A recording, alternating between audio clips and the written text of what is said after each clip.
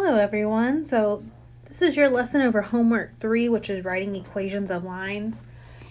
Your first two didn't really require you to print out things and follow along. So hopefully you have already found this in my math lab and you've printed this off and you can kind of follow along with me. So again, we're writing equations of lines, and you are going to need this in your pre-calculus class in actually only 2 sections. This is the least amount of any of them. This one is actually coming up in 2-4. You should come across it at the end of this week or beginning of next week, depending on which class you're in. And this section here doesn't come until the very last section in Mod 3, but you do need to know how to do this. So it says right here that the goal of this lesson is to be able to write the equation of a line by just looking at the graph. So before we can write that equation from the graph, let's review how to graph lines. The easiest way to graph lines is in this slope-intercept form. Your slope-intercept form is your y equals mx plus b. So why is it called slope-intercept form? Well, this m right here gives you the slope, and then B right here gives you the y-intercept. So it's called slope-intercept form because it's giving you the slope and it's giving you the y-intercept. And so to be able to use that slope, what we really need to know, since we're graphing, is this rise over run. These other two here are more for like writing the equation. But that change in y and change in x, you may see your professor say delta y over delta x. Delta just means change. Okay, and that's exactly what that rise over run is. How many are we rising? That's your delta y. And then how many are we running? That's your delta x. So change in y over change in x. So in this first one, we have y equals 2/3 x minus 5.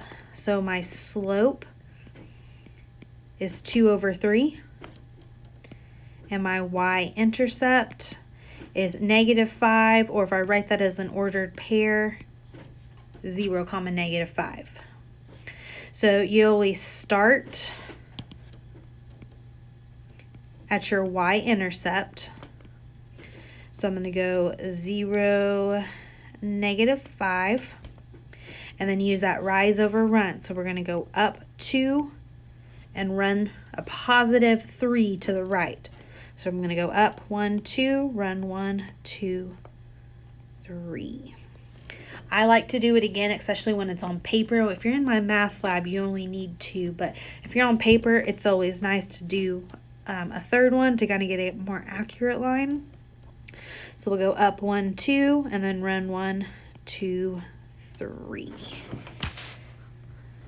And so our line should look something like that. Hopefully not as wobbly. Okay, so let's try that one more time. And then we're going to be using the same information and doing this backwards. So if you know how to graph the line, then you know how to write that equation. So in B, we have y equals -4x. That can be the same as +0. So that means my slope is -4. And then how do you change that into a fraction? That is either -4. Sorry, it looks so sloppy. -4, which is the same as -4/1. Or 4/-1. When you have a negative, it doesn't matter if it goes in the numerator or the denominator, but you need to pick it to go in one or the other. So you're either going to go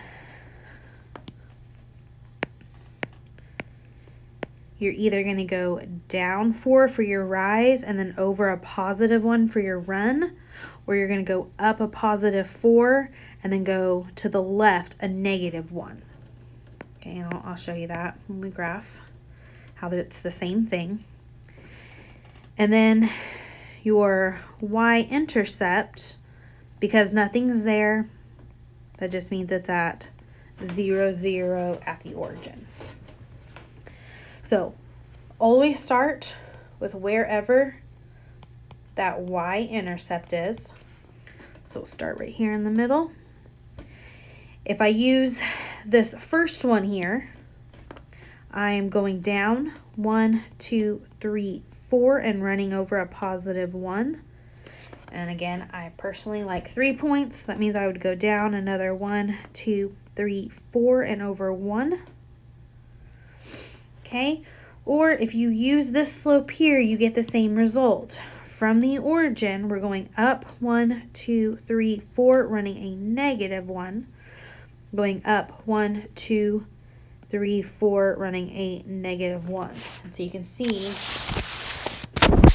no matter which way we go, hopefully your line connects in all those points, but we get the same straight line. Okay, so now that we've reviewed how to graph lines, now we're going to use these 4 to write those equations. So, example 2 says write the equation of the line, express your answer either in general form, which I don't recommend, or slope-intercept form, which I do recommend. And that's our y equals mx plus b. So, let me kind of zoom in on this one.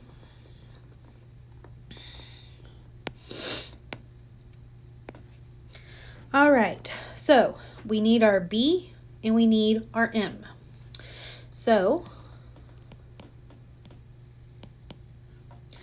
my b is my y-intercept, and this is crossing this y-axis here at 0, 0. So it means my b is 0. So then my slope is rise over run. So from the origin, I'm rising 1, 2, 3, 4, 5, 6, 7, 8, 9, 10. And I am running over 1, 2, 3. So therefore, my answer here is y equals 10 over 3x. And you can put a plus 0, but do we really need that? No, we do not. So there is my answer for that first one. Okay, so not too bad, right? You're literally working backwards from graphing. Okay, so here on B.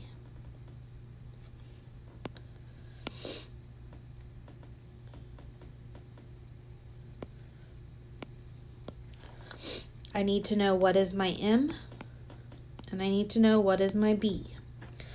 Well, my B, we start with B. Where is it crossing this y-axis? It's crossing right here. So that is going to be 6, right? 1, 2, 3, 4, 5, 6, 6. Okay, then my slope. Now, if you notice, they give you these 2 points.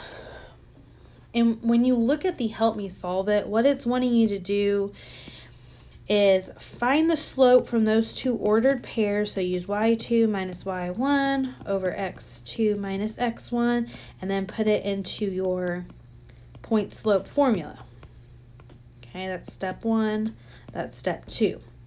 But we need to get good at just looking at this graph and being able to tell, because we're not always going to be given 2 points on that line. So from my 0, 6, count your rise, count your run.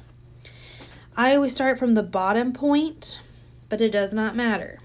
So here we are going up. I'm kind of looking over here on what I'm doing. This is at 2, so I'm going up to 3, to 4, to 5, to 6. So I'm going up. Nope. I'm going up 1, 2, 3, 1, 2, 3, 4. Yeah. So I'm going up 4. So that's my rise. And then I am running. Now I'm going to look down here. I am running 1, 2, 3, 4.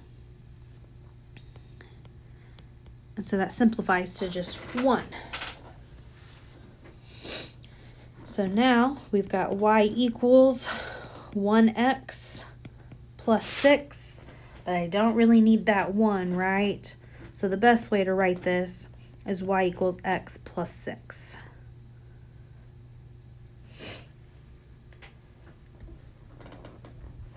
Okay, and if you notice, we would have got the same thing if I went from this point to this point. How many units is it going up? It's going up 1. And how many is it going over? It is going over, actually, a -1, right? So here, when I do my run this way, notice we're going to the left. That should actually be -4, which means -1. So negative.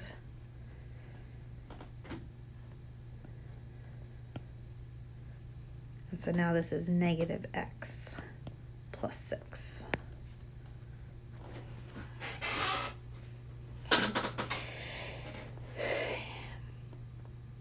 These two problems here are the same, but if you notice, A was a little bit easier because it had those grid lines. This one's a little bit more tricky without the grid lines, right? Most of yours are going to be like C and D. You're not going to have grid lines, so you kind of got to get used to not having those. On C, I need my M, my slope, and I need my B, my y-intercept. So, if you kind of look down here, it tells you what this is. This grid is by. It's telling you this is always your x and this is always your y. So it's saying your x is 5 to -5. Your y is the same thing, -5 to 5. And then it tells you what those scales are. They're both in increments of 1. So where is my y-intercept? Well, it's 1, 2, 3.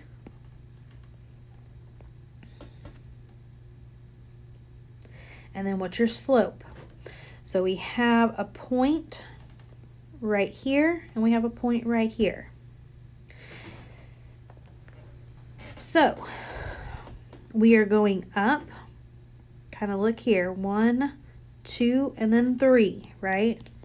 Going up, 1, 2, 3.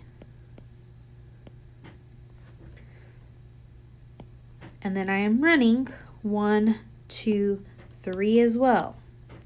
1, 2, and then this is my third point. Okay, so that is 1. So again, y equals 1x plus 3, which is really best wrote as x plus 3.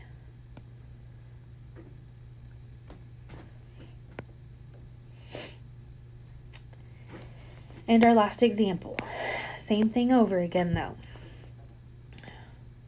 What is my slope and what's my y-intercept? This time they don't tell you what the scale is, but they do tell you your x here is -5 to 5, and that your y is also -5 to 5. And so you can kind of count, this is 1, 2, 3, 4, 5. So your scale is also 1 here. Same thing here, 1, 2, 3, 4, 5. So your scale is 1. You do want to check both x and y because they can do those at different scales. So your y-intercept is at 1, 2, 3. Your slope, so we've got a point here and we've got a point here. So my rise is 1, 2, 3 again. Going up 1, 2, 3. And then your run is 1, 2. And because we are going to the left, that makes that a -2. So y equals -3 over 2x plus 3.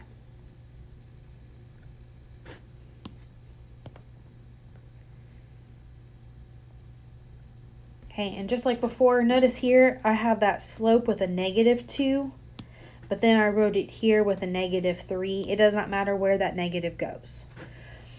-3 over +2 is the same as +2 over -2, which is the same as that negative being neutral in that fraction. Okay, it doesn't matter where that negative goes as long as you got one somewhere. All right, that's all I got for this lesson.